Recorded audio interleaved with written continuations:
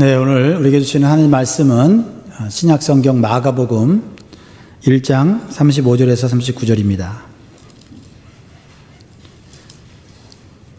마가복음 1장 35절에서 39절 말씀을 우리 같이 교독하겠습니다. 스크린에도 준비되어 있지만은 여러분의 성경책을 올해부터는 좀 가능한 한 가지고 오셔서 여러분의 성경책 안에 줄도 좀 그으시고, 이렇게 동그라미도 치고, 깨달은 걸 적기도 하고 이렇게 하시면 좋겠습니다. 우리 35절 제가 먼저 읽겠습니다. 새벽 오이려 미명에 예수께서 일어나 나가 한적한 곳으로 가사 거기서 기도하시더니 문과 및 그와 함께 있는 자들이 예수의 뒤를 따라가 만나서 가로되 모든 사람이 주를 찾나이다. 이 시대 우리가 다른 가까운 마을들로 가자. 거기서도 전도하리니 내가 이를 위하여 왔노라 하시고, 같이 읽겠습니다. 이에 온 갈릴리에 다니시며 저희 여러 회당에서 전도하시고 또 귀신들을 내어 쫓으시더라. 아멘. 오늘 영광께 오신 여러분들 정말 잘 하셨습니다. 잘 오셨습니다. 위대한 선택을 하셨습니다. 여러분의 위대한 선택에 하나님의 은혜와 축복이 있기를 간절히 소원합니다. 우리 옆 사람을 축복하겠습니다. 하나님 주신 말의 능력을 가지고 우리 축복할 때 하나님이 당신과 영원히 함께 계십니다. 우리 축복하겠습니다.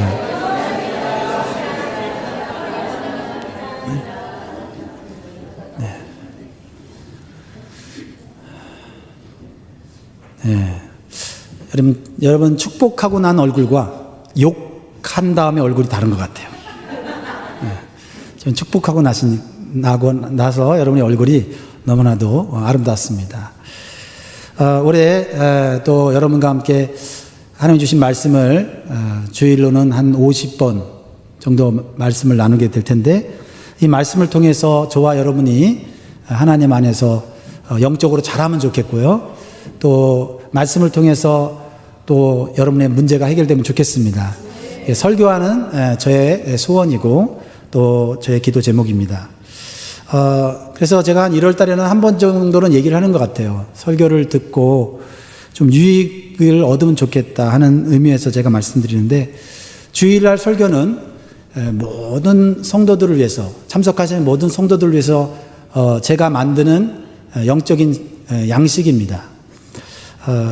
그래서 모든 사람을 다 만족시킬 수 있는 영적 양식을 만드는 것은 쉽지가 않아요. 그래서 어떤 분들에게는 그 말씀이 너무 쉬울 수도 있고, 또 어떤 분들에게는 그 말씀이 어려울 수도 있어요. 여러분들이 믿음의 분량대로 그걸 받아들이셔서 여러분들이 영적 성장에 도움이 되면 좋겠습니다. 특별히 설교를 들을 때는 남이 아니라 나에게 주신 말씀이라고 생각하면 좋겠습니다. 이 말씀 우리 며느리가 들으면 참 좋을 텐데, 이 말씀은 집사님이 들으면 좋을 텐데, 이렇게 듣지 마시고 어떤 말씀이든지 나에게 주시는 말씀으로 받으시면 좋겠습니다. 그리고 설교 시간에 또 제가 또 드리는 예화들이 있습니다. 그 예화들은 창문과 같아요. 창문. 창문 자체의 의미가 없습니다. 창문을 통해서 through the window, 윈도우를 통해서 자연을 보려고 하듯이, 목적물을 보려고 하듯이 예화보다 그 예화를 위한 말씀, 그 말씀의 의미를 여러분이 더 집중하시면 좋겠습니다. 왜 그러냐면 설교를 마치고 물어보면 생각나는 그런 예화밖에 없으신 분들이 좀 종종 있어서 예화는 여러분의 이해를 돕기 위한 하나의 도구에 불과한 것입니다. 특별히 어렵거나 불편한 말씀이 전해졌을 때 목사가 여러분 개인에게 어떠한 나쁜 감정이 있어서 그렇게 하는 것이 아니고, 여러분들이 좀 더 도전을 받고 자극을 받아서 영적으로 하나님 앞에 가까이 가도록 하는 것이라는 것을 여러분 꼭 기억하시면, 여러분 이번 또 1년을 통해서 드리는 이 설교를 통해서도 여러분의 은혜를 받을 줄 믿습니다. 그리고 여러분 부족한 부분들은 또 여러분들이 성경을 읽고 또 묵상하시고 또 좋은 목사님들의 설교를 또 들으시면 좋을 것 같습니다. 한 딸이 새해를 맞이해서 부모님께 전화를 드렸습니다. 아버지가 전화를 받았습니다. 아버지, 새해가 되셨는데 아버지 새해 무슨 결심하신 것이 있으세요? 그게 뭐예요? 딸이 물었어요. 그러니까 아버지가 자랑스럽게 얘기합니다. 올해는 내가 정신을 차렸다. 1년 내내 너희 엄마를 즐겁게 해주는 것이 내 결심이란다. 그러니까 이 딸이 기분이 좋아졌어요. 엄마가 이제 전화를 건네받았습니다. 엄마는 새해 결심이 뭐예요? 그랬더니 아유 뭐 별거 있겠니? 너희 아빠가 새해 결심을 지키는지 안 지키는지 그거를 내가 바라보는 게 내 결심이다 이렇게 얘기했다. 예. 새해 여러분 어떤 결심을 하셨습니까? 오늘 아침에도 누군가 제가 대화를 하면서 벌써 3주가 지나가고 있네. 야 이러다가 깜빡 눈 떴다가 보면 12월 달 오겠네. 이렇게 얘기를 했습니다. 제가 지난 10년 동안 사람들의 새해 결심을 좀 찾아봤어요. 미국에 살고 있는 분들 새해 결심을 찾아보니까 10년 동안 내용이 비슷해요. 첫 번째는 건강에 관한 것이었어요. 첫 번째가 건강이더라고요. 다이어트나 운동을 결심을 하는 거였어요. 두 번째는 자기 개발에 대한 거였어요. 자기 개발. 시간 관리하는 거, 책 읽기, 취미 생활하는 거요. 그 다음에 세 번째는 금연이었어요. 금연. 건강에 좋지 못한 습관을 결심하는 거죠. 네 번째는 돈에 관한 것이었어요. 돈. 저축이나 절약하는 것에 대한 결심을 이렇게 하는 걸 봅니다. 다섯 번째는 좀 새롭게, 최근 10년 안에 새롭게 들어온 이 결심인데요. SNS 하는 시간 줄이기. 그렇죠? 인터넷이나 스마트폰 보는 시간을 줄이는 것에 대한 결심들이 있어요. 놀라운 것은요, 10년 동안 매년 똑같은 이 결심을 한다는 거예요, 사람들이. 그것이 의미하는 건 뭐예요? 매년 잘 되지 않는다는 거예요. 그래서 실현 가능한 결심을 하라고 하는 그러한 권면하는 글도 있어요. 근데 그 글이 재밌어요. 이렇게 설명합니다. 똑같은 결심을 되풀이하는 게 지겹지 않습니까? 실제로 해낼 수 있는 일들을 결심해야 합니다. 그러면 우선 다음과 같은 것부터 좀 시도해보면 어떨까요? 하면서 얘기해주고 있어요. 첫 번째, 체중을 늘린다. 최소한 30파운드를. 체중을 빼는 것보다 체중을 늘리는 게 훨씬 더 실천하기 쉽잖아요. 지금 그렇게 얘기하는 거예요. 두 번째, TV 보는 시간을 많이 늘린다. 좋은 프로그램들을 그동안 못 봤기 때문에 TV 시청 시간을 늘린다. 세 번째는 아주 좀 별로 좋지는 않은데, 남의 단점을 주의해서 지켜본다. 그리고 나의 결점을 보고 끊임없이 고민한다. 그러면서 얼마나 이러한 것들을 실천하기 쉬우냐 이러면서 역설적으로 얘기하는 거죠. 그렇죠? 우리가 건강에 대해서 어떤 우리의 삶의 어떤 목표를 향해서 나갈 때 목표는 크게 잡지만은 실천 가능한 그러한 계획을 세우면서 목표를 향해 나가라는 그런 역설적 표현이기도 합니다. 그러면 우리 크리스찬들은 어떤 결심을 할까요? 제가 찾아보니까요, 그래도 크리스찬들은 좀 다르더라고요. 첫 번째가 뭘까요? 하나님과의 관계, 이렇게 했어요. 하나님과의 관계. 두 번째는요, 건강. 건강은 똑같습니다. 세 번째는 시간 관리. 네 번째는 인간관계라고 이렇게 했어요. 근데 하나님 관계와 건강의 퍼센트가 비슷해요. 그러니까 뭘 말해요? 어떤 사람은 하나님보다 건강이 더 중요하다고 말한 크리스찬들도 꽤 있다는 거예요. 자, 이렇게 매년 같은 결심을 한다는 것은 잘 지켜지지 않는다는 것을 의미하기도 하지만 또 다른 의미가 있어요. 그 결심이 그만큼 우리의 삶에 매우 중요하다는 거예요. 그래서 매년 반복해서 결심하는 것은 이것을 성취함으로써 우리의 인생이 행복해지고 우리의 삶이 훨씬 더 풍요로워진다는 것을 다들 인식하고 있다라는 것입니다. 오늘 본문 말씀은 예수님의 하루의 삶을 보여주고 계세요.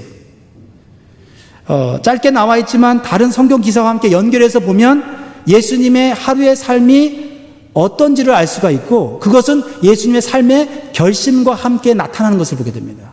자, 예수님의 삶의 모습은 예수님을 믿는 우리의 삶과 전혀 관계가 없습니까? 관계가 있지요. 있지요. 그러기에 예수님의 삶의 결심을 보면서 우리가 실천 가능한 것들을 우리가 계획을 세울 수 있기를 주의 이름으로 축복합니다. 예수님은 30세까지는요 나사렛이라고 하는 동네에서 사시면서 목수 일을 하셨어요. 아버지가 목수였기 때문에 목수 일을 가업을 이어받아서 하셨어요. 그리고 조용히 지내셨어요. 학교도 안 다니신 것 같아요. 가난했기 때문에 특별히 좋은 교육을 받을 만한 형편이 안 됐던 것 같아요. 그러다가 30세가 되면서 예수님은 세상으로 나오셔서 사역을 시작하셨어요. 그의 사역은 근데요, 사역이 하자마자 엄청난 반향을 일으켰어요. 예수님의 새로운 가르침에 사람들은 너무 놀랐어요. 이전에 듣지 못했던 권세 있는 가르침이었고, 그 권세 있는 가르침은 이 땅의 가르침이 아니라 이 땅에서는 들을 수 없는 지혜, 하늘의 지혜를 예수님은 말씀하셨어요. 사람들이 너무 놀랐어요. 학교도 안 다닌 저 사람이 어떻게 저렇게 하늘의 지혜와 우리의 삶을 변화시키는 말씀을 전할 수 있을까 놀랐습니다. 더 놀란 건 뭘까요?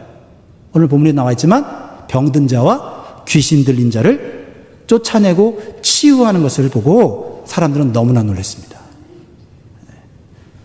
그래서 수많은 사람들은 예수님을 선지자로 따르기 시작했고요. 심지어 어떤 사람들은 야, 우리가 그렇게 기다리던 메시아 아니야? 그리스도 아니야? 라고까지 생각을 하게 되었습니다. 예수님의 인기는 날이 갈수록 높아지고 있었습니다. 근데 오늘 본문에 보면 예수님이 어디서 계셔요? 네, 어디서 계시죠? 예수님은 시몬 베드로의 집에 머물고 계세요. 그 앞에를 보면 예수님이 시몬 베드로의 집에 들어가신 것을 보게 되는데요. 그 시몬 베드로에게는 장모님이 있었어요. 아마 예수님의 제자가 됐을 때 시몬 베드로는 결혼을 했었던 것 같아요. 오늘 처음 아신 분 계세요? 베드로가 결혼을 했었구나. 예수님 만났을 때. 다 아시는 것처럼. 장모님이 계셨단 말이에요. 장모님이. 근데 장모님이 열병에 걸려서 지금 굉장히 고통을 당하고 있었어요. 예수님이 들어가셨는데 어떤 일이 벌어지겠습니까? 예수님이 찾아오는 곳에 질병이 물러가고 귀신이 물러가는지 믿습니다. 예수님이 직접 예수님의 제자인 베드로의 장모님의 손을 탁 잡아서 이렇게 세워주시니까요, 그 열병이 싹 사라졌다고 했습니다. 여러분, 오늘의 핵심 메시지는 아니지만은 여러분의 가정에 올해 예수님이 오셔서 사시기를 주의로 축복합니다.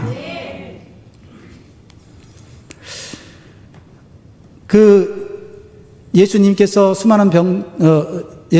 이 수많은 병자를 고치시고 베드로의 집에 가셔서 장모님의 열병을 고치셨다는 소문이 그 마을에 팍 퍼지기 시작했어요. 그러니까 저녁 때가 되니까 소문을 듣는 수많은 사람들이 다 예수님 집에 모인 거예요.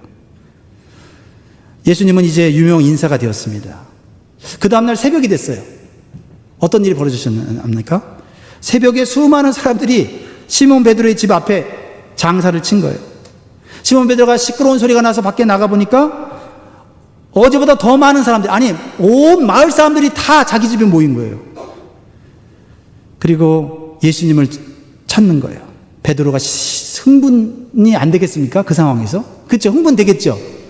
내 평생 내가 어부로서 살아온 인생에 우리 집에 이렇게 수많은 사람들이 찾아오기는 처음인 거죠.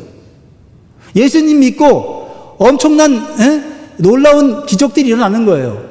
그랬을 때 베드로의 마음속에 어떤 생각이 들었겠어요? 야, 내가 예수님의 제자가 된 것이 정말 잘한 선택이었다는 생각이 들었을 거예요. 그리고 내 인생은 이제 성공이 보장된 거야. 예수님만 따라가면 나는 정말 대단한 그런 인물이 될 수 있어 라는 생각을 갖기에 충분한 그러한 인기였다라는 것입니다. 그래서 예수님께 이 소식을 알리려고 예수님을 깨우러 갔더니 예수님이 방에 계셨어요? 안 계셨어요? 안 계셨다는 거죠.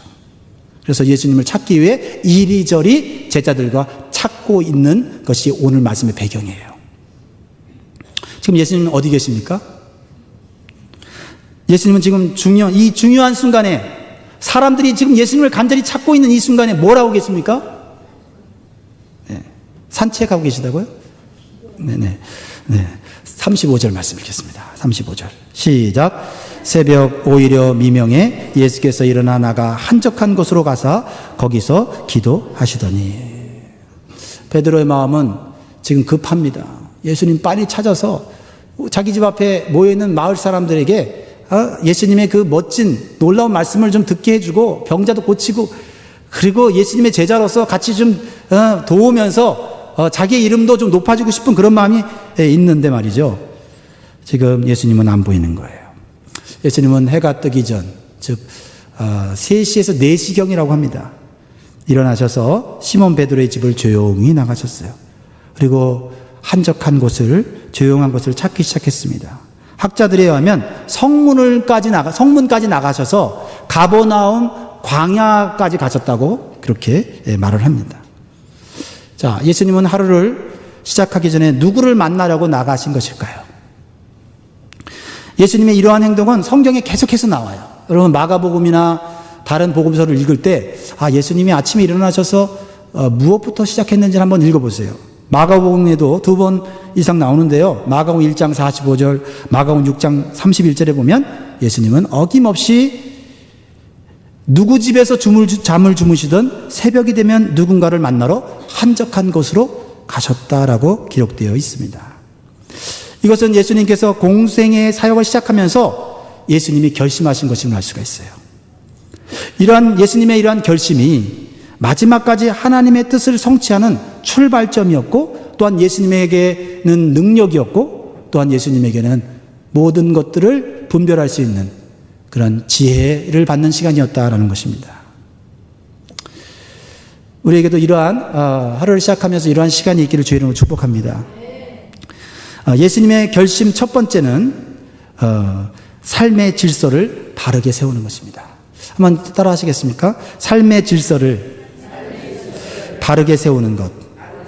네. 삶의 질서를 바르게 세우는 것에 대해서 생각해 보시기 바랍니다.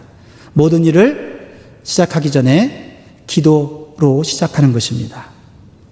여러분 다 아는 얘기지만 중요한 것은 계속 반복됩니다.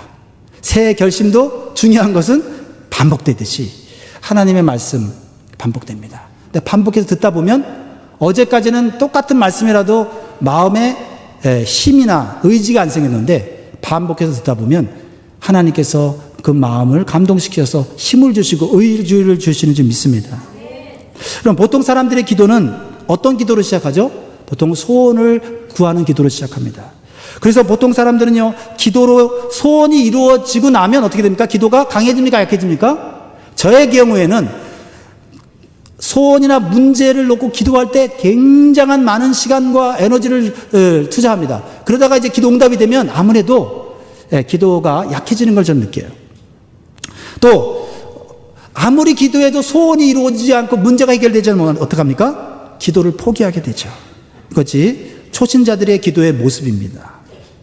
근데 예수님이 하신 기도는 소원과 상관이 없습니다. 자신의 소원이 있든 없든 예수님은 하나님을 만남으로부터 시작했다는 겁니다. 하나님과의 만남이 최우선이었습니다. 그 다음에 자신의 소원, 자신의 기도 제목이 그 다음 이어졌다라는 것입니다. 예수님은 하나님을 만나는 것으로 삶의 질서를 세우셨다는 거죠. 근데 우리는 저의 경우도 보면 목사지만은 하루를 시작하면서 교회에 새벽 기도가 있으니까 저야 이렇게 당연히 하나님의 말씀을 붙잡고 하루를 시작합니다. 그러나 매일매일 하나님을 만나겠다고 하는 설레이는 마음, 기대하는 마음으로 그렇게 일어나지는 못하는 것 같습니다. 예수님께서는 달랐던 것 같습니다. 예수님은 저녁까지 아무리 피곤하게 사역을 하셨을지라도 아침에 하나님과의 만남을 너무나도 설레이게 생각하고 얼마나도 큰 기대 가운데 하나님을 만나셨던 것을 우리는 알 수가 있습니다. 그리고 예수님은 하루를 마치면서도 기도로 삶을 마치심으로 삶의 질서가 분명하게 세워지신 분입니다. 쉽게 말하면 제가 어렸을 때 대가족 속에서 살게 됐는데 아침이 되면 우리 자녀들의 하루 일과가 어떻게 시작되죠? 그냥 바쁘게 막 일터로 갑니까? 아니죠. 할아버지 방이나 숙소에 가서 할아버지 지난밤 안녕히 주무셨어요 하면서 할아버지께 문안 인사로 시작해요. 그렇죠? 할아버지께 뭘 해달라 이렇게 뭐를 부탁하기 전에 할아버지 지난밤 잘 주무셨어요. 그러면 할아버지 어떻게 해요? 그래 잘 잤다 하면서 오늘 하루 잘 보내라 그러면서 때로는 용돈도 주시고 말로 격려도 해주시죠. 그리고 때로는 할아버지 제가 필요한 게 있는데 좀 해주세요. 그러면 알았다 내가 해주마 하면서 할아버지가 또 필요한 것들을 주시기도 합니다. 이러한 어떤 하루를 시작하면서 내 소원을 구하는 기도 좋습니다. 그것도 좋은 출발이라 생각해요. 그러나 인격적이신 하나님을 만나는 시간으로서 하루를 출발하는 것, 그것이 참 중요하다고 생각합니다. 놀라운 사실은요, 예수님과 하나님이 가지셨던 만남의 관계는 이 땅에서 시작된 게 아니에요. 어디서 시작됐습니까? 하늘에서. 언제요? 창세 전부터, 이 세상이 창조되기 전부터, 시간이 생기기 전부터 하나님은 예수님과 굉장한 영광스러운 교제 가운데 계셨어요. 그것을 이제 신학적으로는 우리가 뭐라고 얘기해요? 트리니티, 삼위일체 하나님의 관계라고 말하고 있지 않습니까? 요한복음 17장 5절에 보면 정말 놀라운 예수님의 기도가 나와요. 아마 이 기도를 예수님을 믿지 않는 사람들이 이 얘기를 들었다면 예수님이 미쳤다고 얘기했을 거예요. 근데 이것이 사실이라면 정말 예수님은 하나님과의 교제를 갖는 것을 굉장한 기쁨으로 여겼음이 충분해요. 틀림이 없습니다. 요한복음 17장 5절 한번 볼까요? 자, 요한복음 17장 5절. 잘 보세요. 네. 자, 5절 시작. 아버지여, 창세전에 내가 아버지와 함께 가졌던 영화로서 지금도 아버지와 함께 나를 영화롭게 하옵소서. 저는 이 말씀 읽을 때 가슴이 막 순간적으로 이렇게 떨렸거든요. 야, 이거 보통 말씀이 아니네. 아버지여, 예수님이 기도잖아요. 예수님이 하나님께 아버지여, 창세전에, 이 세상이 창조되기 전에, 시간이 있기 전에 내가 아버지와 함께 가졌던 영화, 교제를 통해 온 영광, 지금도 사람의 몸으로 온 지금도 나와 함께 계셔서 나를 영화롭게 하옵소서. 그러니까 예수님은요, 사람의 몸으로 이 땅에 오신 후에도 예수님은 하루를 시작하면서 어떤 사람을 만나기 전에 하나님과의 만남을 먼저 하셨고, 그 만남을 굉장히 중요하게 여기셨던 것은 이전에 하나님과 하늘에서 가졌던 그 영광스러운 그 만남에 대한 그 기쁨이 있었기 때문에 육신의 몸을 입고 이 땅에 왔지만 그 하나님을 만나는 그 시간이 너무나도 영광스러웠다는 거죠. 이런 거를 좀 나도 경험하면 좋겠다.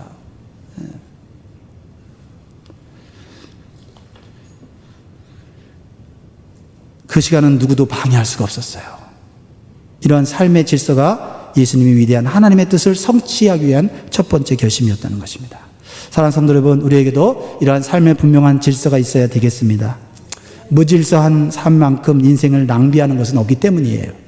무질서는 무절제를 만들기도 하고요, 무절제는 인생의 실패와 결국은 고통을 가져올 수밖에 없습니다. 예수님은 단순히 자신만을 위해서 기도로 하루를 여는 결심을 하신 것이 아니에요. 예수님은 제자들에게 본을 보이신 것입니다. 예수님을 믿고 따르는 제자들에게 하나님과의 교제가 하루를 사는 능력이 되고 인생 전체를 하나님의 뜻대로 살아갈 수 있는 지혜를 얻는 것임을 예수님은 몸소 본으로 가르쳐 주시기를 원하셨던 것입니다.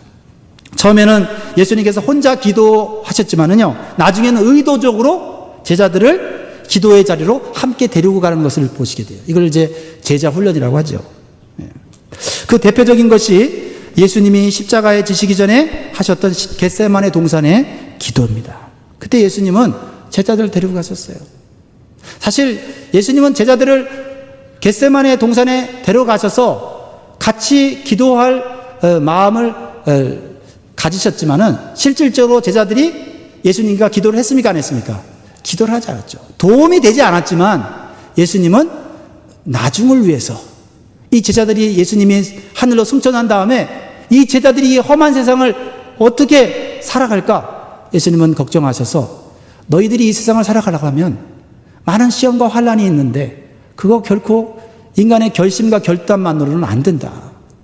하나님 앞에 엎드리는 기도야말로 이 시험을 이기고 고통을 이기는 힘과 능력을 얻을 수 있다는 것을 예수님이 가르쳐 주셨는데, 언제 가르쳐 주셨어요? 자신이 너무 고통스럽고 너무 힘들 때도 자신만 기도한 게 아니라 정말 그 고통의 자리에서도 제자들을 데려가셔서 같이 기도했다는 겁니다.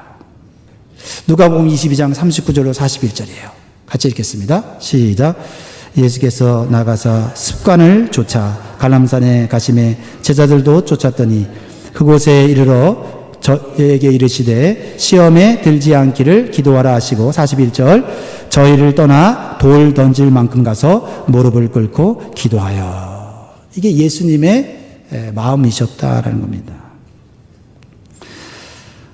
예수님은 기도뿐만 아니라 우리가 크리스찬으로서 이 세상을 어떻게 살아가야 하는지를 말로만이 아니라 행동의 본으로 보여주셨습니다. 기도의 본뿐만 아니라 우리는 예수의 삶 전체를 닮아가기로 힘쓰는 자가 되어야 한다라는 거죠. 요한복음 13장 14절에서 15절을 보면 예수님은 제자들에게 선생으로서 사실 해서는 안 되는 일을 했죠. 종이 하는 일을 했죠. 뭐죠? 제자들의 더러운 발을 씻어주셨어요. 그리고는 예수님이 이렇게 말씀하셨어요. 요한복음 13장 14절 15절 같이 읽습니다. 시작. 내가 주와 또는 선생이 되어 너희 발을 씻겼으니 너희도 서로 발을 씻기는 것이 옳으니라. 내가 너희에게 행한 것 같이 너희도 행하게 하려 하여 본을 보였노라. 예수님은 섬기는 분이셨지만 그 섬김을 또한 제자들이 본받기를 원하셨다라는 것입니다. 그렇다고 하면 이 예수님의 섬김의 본을 누가 닮아야 되느냐는 거죠. 예수님으로부터 구원받고 예수님으로부터 은혜 받은 우리가 그 섬김의 본을 따라가야 할 줄 믿습니다. 사랑하는 성도 여러분, 구원받은 우리는 세상 사람들의 본을 따라갈 필요가 없어요. 오직 예수님의 본을 따라가는데 힘쓰면 됩니다. 예수님은 이 땅에서 하나님의 뜻대로 사는 모든 본을 보여주시고 하나님께 영광을 받으시고 하늘로 올라가셨어요. 무엇을 의미합니까? 우리가 예수님의 본을 따라가면 예수님의 인생처럼 하나님께서 함께 하시고 하나님이 책임져 주시고 결국은 승리와 영광을 얻게 된다는 것입니다. 그러므로 여러분, 올해 우리가 성경 읽기 하기로 했잖아요. 성경 읽기를 하면서 예수님이 보여주신 본, 이기잼플을 한번 집중적으로 좀 중심으로 읽으면 좋을 것 같아요. 예수님이 보여주신 이기잼플, 삶의 이기잼플들을 우리가 보고 한번 적어보면 좋겠다, 리스트를 만들면 좋겠다 하는 생각을 해봅니다. 또한 기도하는 사람의 삶은 기도하지 않는 사람의 삶과는 다르다는 것을 오늘 보여주세요. 뭐라고요? 기도하는 사람의 삶은 기도하지 않는 사람의 삶과 다르다는 걸 보게 돼요. 시몬 베드로와 제자들이 예수님을 찾기 시작합니다. 그리고 예수님이 가실 만한 곳을 찾다가 예수님이 광야에서 기도하고 계시는 것을 보고 예수님께 흥분되어 말을 해요. 뭐라고 얘기해요? 오늘 마가복음 1장 37절에 보면 만나서 가로되 예수님, 모든 사람이 찾습니다. 지금 모든 사람이 예수님을 간절히 찾고 있어요. 어제 찾아왔던 사람들뿐만 아니라 더 많은 사람들이, 즉 온 마을 사람들이 예수님을 지금 간절히 기다리고 있습니다. 빨리 가셔야 되겠습니다. 라는 그런 표현입니다. 그런데 예수님은 이 베드로와 제자들의 기대와는 전혀 다른 말씀을 하고 계십니다. 제자들의 힘을 빼는 말씀을 하십니다. 제자들의 생각과는 다른 생각을 말씀하십니다. 그게 38절이죠. 38절. 네. 같이 한번 읽어볼까요? 38절. 시작. 이르시되 우리가 다른 가까운 마을들로 가자. 거기서도 전도하리니 내가 이를 위하여 왔노라 하시고. 제자들은 이해가 안 되죠. 지금 문 앞에 예수님을 좋아하고 예수님을 사랑하고 예수님과 함께하는 사람들이 와 있는데 예수님은 다른 마을로 가신다고 말을 하고 있는 거예요. 섭섭한 마음이 들 수 있어요. 다른 마을에 가서 예수님의 사역이 잘 될지 어려움을 당할지 몰라요. 지금 여기 모인 사람들은 예수님을 기다리는 사람들이에요. 예수님을 인정해 주는 사람이에요. 이 사람들과 계속 사역을 해도 됩니다. 그런데 예수님은 아니야, 나는 다른 가까운 마을로 가서 나는 사역을 해야 돼 라고 말하고 있는 거예요. 지금 어떻게 보면 사역의 성공이 보장되어 있고 익숙한 환경을 내려놓고 낯설고 힘든 일을 도전하겠다는 예수님 말씀이에요. 예수님 왜 이런 말씀하세요? 예수님 기도해보니까, 하나님과 교제해보니까 하나님의 뜻이 다른 가까운 마을로 가서 하나님의 은혜와 그리스도의 복음을 모르는 자들에게 전하는 것이 그게 하나님의 뜻인 걸 알게 되니까. 만약 예수님이 기도 안 하셨다면은 당연히 그 베드로의 집 앞에 있는 사람들하고 사역하면서 그들을 치유하고 그들에게 말씀을 전하시겠죠. 그런데 기도해 보니까 다른 거예요. 저도 이건 다른 사람 얘기가 아니라 저도 기도할 때와 기도하지 않을 때가 다른 것 같아요. 기도하지 않을 때는 즉각적으로 내 안에 들어오는 생각, 감정, 어떤 충동이 내 어떤 일들을 결정하게 만들잖아요. 그런데 어떤 충동과 감정이 이렇게 올라왔을 때 그것을 일단은 참고 기도에 무릎을 꿇고 기도하다 보면은 마음속에 어떤 생각이 들어요? 참자, 인내하자, 조금만 기다리자. 똑같은 사람인데도 기도할 때와 기도하지 않을 때가 생각이 다른 거예요. 생각이 다른 거예요. 하물며 기도하지 않는 제자들과 기도하는 예수님의 생각이 어찌 같을 수가 있겠어요? 그러므로 우리가요, 어떤 일을 만나고 어떤 문제를 만나고 어떤 일을 결정할 때 내 경험을 의지해서 할 수도 있지만은 있어요. 그래서 잘 될 수도 있을지 모르겠어요. 그러나 하나님의 뜻은 무엇입니까? 라고 기도할 때 하나님이 내 생각과 다른 생각을 주실 수 있다는 거예요. 물론 하나님께서 예수님에게 여기 더 머물러서 있으라고 하실 수도 있을 거예요. 꼭 다른 데로 가서 사역해야 되는 게 그게 하나님 뜻은 아니니까요. 이것이 하나님께 기도하고 난 후에 예수님의 결심이었어요. 즉, 두 번째로 우리에게 주시는 이 삶의 결심은 삶의 원칙을 바르게 세우는 거예요. 삶의 원칙을 바르게 세워요. 하나님 안에서 삶의 원칙을 바르게 세우는 거예요. 예수님께서 지금 집 앞에 모인 사람들의 필요와 요구를 무시하는 것입니까? 어떻게 생각해요? 그렇게 생각을 할 수가 있어요. 베드로도 예수님 지금 우리 집 앞에 사람들 많이 있어요. 여기서 좀 예수님 사역하고 가세요. 베드로가 요구를 했지만 예수님이 아니야, 다른 말로 가. 그럴 때 베드로의 마음이 섭섭할 수도 있고요. 또 그 집에 힘들게 모였던 그 사람들이 실망할 수도 있어요. 그런데 예수님은요, 그들의 필요와 요구를 무시하신 게 아니에요. 예수님은 사람들의 필요를 채워주기 위해서 이 땅에 오신 분입니다. 그럴 만한 능력이 있으신 분이에요. 그러나 예수님은 더 깊은 생각이 있는 거예요. 사람들의 인기와 육적인 요구에 매이지 않는다는 거예요. 사람들의 육적인 요구에 매이지 않았다는 거예요. 사람들의 요구보다는 하나님의 요구에 더 충실하시고 더 순종하셨다는 거예요. 하나님 요구에 충실하시고 순종했기 때문에 어떻게 해요? 더 많은 사람들의 필요를 채워주고 더 많은 사람들의 요구를 주님이 해결해 주셨다는 거예요. 근데 우리는 때때로 나만 이렇게 생각할 때가 있잖아요. 근데 예수님은 때때로는 나에게 주신 은혜를 다른 사람에게 주시기를 원하고, 내가 받은 은혜를 그냥 그 은혜를 간직하지 말고 나도 다른 사람에게 은혜를 나누기를 원하시는 거예요. 그렇습니다. 이것은 때때로 쉬운 일이 아니에요. 하나님의 요구와 사람의 요구가 같을 때는 문제가 안 되지만 사람의 요구와 하나님의 요구가 다를 때는 쉬운 일이 아닙니다. 그래서 기도해야 되는 거예요. 기도해야 되는 거예요. 여러분에게 하나님께서 주시는 삶의 원칙들이 있죠. 여러분의 신앙을 지키고 여러분의 믿음을 지키는 나름대로의 삶의 원칙이 있을 겁니다. 또 이 세상을 살아가는 어떤 삶의 원칙들이 있을 거예요. 그런 것들을 하나님 안에서, 말씀 안에서 좀 새롭게 그 원칙들을 만들어가면 좋겠습니다. 제가 예전에 캘리포니아에서 만난 한국의 공대 교수님이 계셨어요. 1년에 한 번씩 대학원생들을 데리고 연구하러 오셨는데 제가 다니는 교회를 다녔어요. 저하고 이렇게 만나게 됐는데 제가 그 캘리포니아에 있는 교회에서 교육 목사를 하고 있었을 때입니다. 그분이 저랑 같이 청년부를 좀 같이 섬기고 싶다고 그러셨어요. 그래서 1년에 한 3개월 또는 6개월 이렇게 같이 청년부를 섬기셨는데 참 너무나도 귀한 분이세요.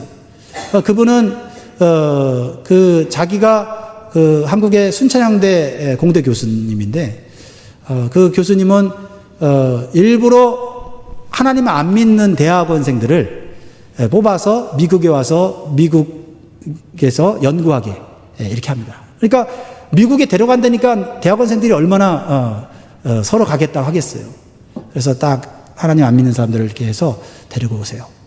그리고 나서는 3개월, 6개월 있는 동안에 그 대학원생들은 차도 없고, 그렇죠? 어딜 가려면 다 라이드를 줘야 돼요, 미국은. 예. 그러니까 이분이 주일날 교회 갈 때면 꼭 같이 따라와야 되는 거예요, 대학원에. 3명, 4명이. 예.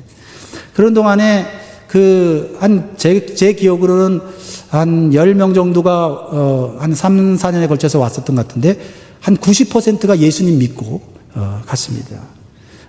그분은 자기가 전도하는 게 아니고 그 대학원생들이 교회에 오면 교회 우리 성도들이 한국밥을 잘 해주잖아요. 교회 와서 한국밥을 해주고 그리고 또 미국에 사는 분들을 또 가정에 초청해주고 그러니까 이 대학원생들이 생각이 바뀌는 거예요. 한국의 교회들은 한국의 뭐 목사님들, 한국의 성도들은 뭐 이렇게 뭐 안 좋게 이렇게 인식이 된 그런 학생들도 있었는데 미국에 와서 진짜 교회를 할 수 없이 다니다 보니까 교회 다니는 사람들이 그렇게 나쁜 사람들이 아니라는 것을 깨닫는 거예요. 네. 그러면서 하나님 말씀은 아직 들어오지 않지만 하나님의 사랑으로 이들의 마음이 감동이 돼요. 네. 그리고 한 3개월 또 6개월 있는 동안 또 제가 청년부에서 또 말씀을 가르치고 제자 훈련을 합니다. 그러면 갈 때쯤에 제가 불러요. 하나씩 불러서 제가 혹시 예수님 믿을 마음이 있느냐 이렇게 물어보면 대부분 그래요. 또 어떤 친구는요, 제가 예수님 영접하려고 사형리라고 하는 예수님 영접하는 책자를 딱 피니까 목사님 저 준비됐어요. 또 그러더라고. 그런데 뭐 제가 사실 이거를 소개하려고 하는 것보다도 이분이 도대체 왜 이렇게까지 할까? 자기 돈 들여서 이렇게까지 할까? 제가 대화를 나누는 가운데 이분이 하나님께서 주신 자신의 삶의 원칙이 있대요. 그 원칙을 듣고 제가 깜짝 놀랐어요. 그리고 부끄러웠어요. 첫 번째가 뭐냐면 어떤 일을 딱 볼 때 이게 죄냐 아니냐를 본대요. 죄냐 아니냐. 첫 번째 보는 게. 그 다음에 이제 두 번째, 그거 잘 모르겠으면 하나님이 좋아하는 거냐 마귀가 좋아하는 거냐. 이거 두 번째 단계를 간대요. 세 번째는 죄가 아니라면 내가 좋아하는 일이냐 하나님이 좋아하는 일이냐. 이렇게 딱 자기는 결정한다는 거예요. 그리고 한 가지가 더 있었는데요.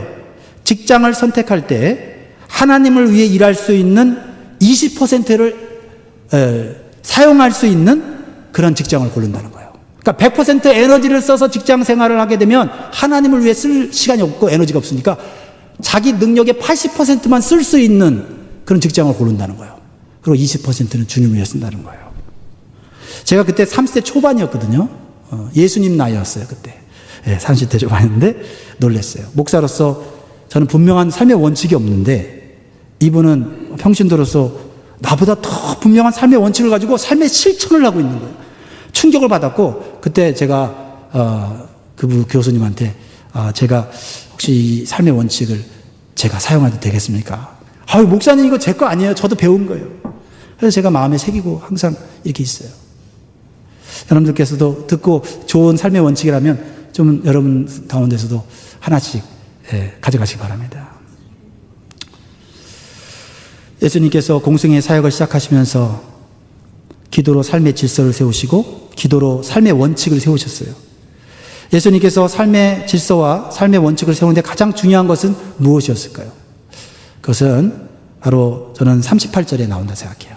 38절 같이 읽겠습니다. 시작.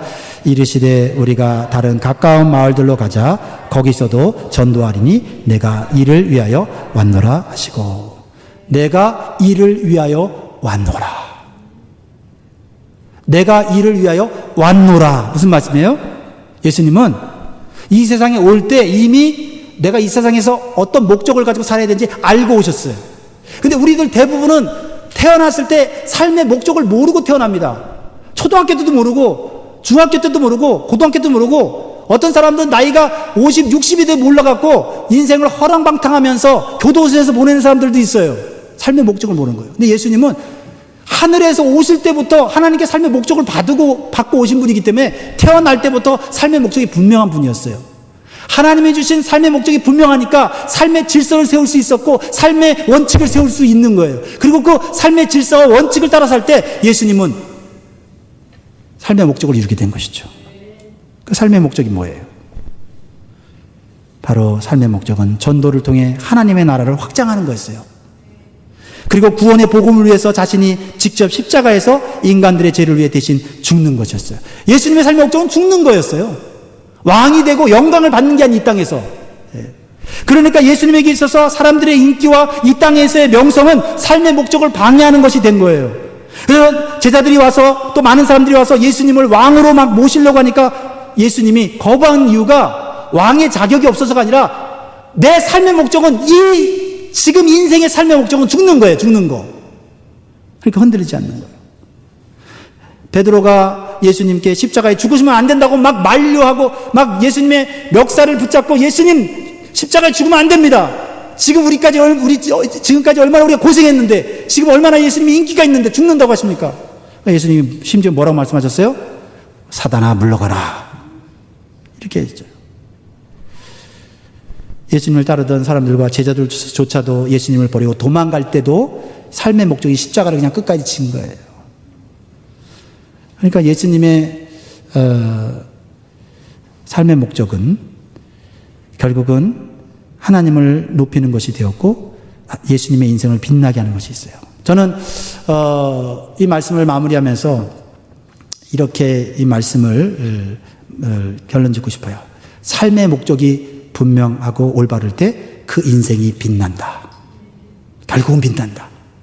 예수님 돌아가신 것 실패로 보이고 돌아가신 것 힘없이 죽은 것 같고 아무것도 안 이룬 것 같지만 하나님께서는 하나님의 목적을 이루신 예수님을 어떻게 했습니까? 높이시고 빛나게 하셨어요. 어디 나와요? 히브리서 12장 2절입니다.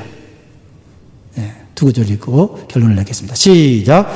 믿음의 주요 또 온전케 하시는 이인 예수를 바라보자. 저는 그 앞에 있는 즐거움을 위하여 십자가를 참으사 부끄러움을 개의치 아니하시더니 하나님 보좌 우편에 앉으셨는데. 할렐루야. 예수님 이거 하나님이 주시는 영광 받으려고 사람들이 주는 영광 거절할 수 있었다는 거죠. 오늘 여러분 새해를 맞이했습니다. 혹시 결심이 무너진 분들 계세요? 잘 됐습니다. 다시 오늘 말씀을 통해서 새롭게 결심을 하시고 하나님이 기뻐하시는 삶을 살면 좋겠습니다. 우리 찬양 같이 드리면서 기도하면 좋겠습니다. 주님과 함께하는 이 고요한 시간, 주님의 보좌 앞에 내 마음을 쏟네. 모든 것 아시는 주님께 감출 것 없네. 내 마음과 정성 다해 주 바라나이다.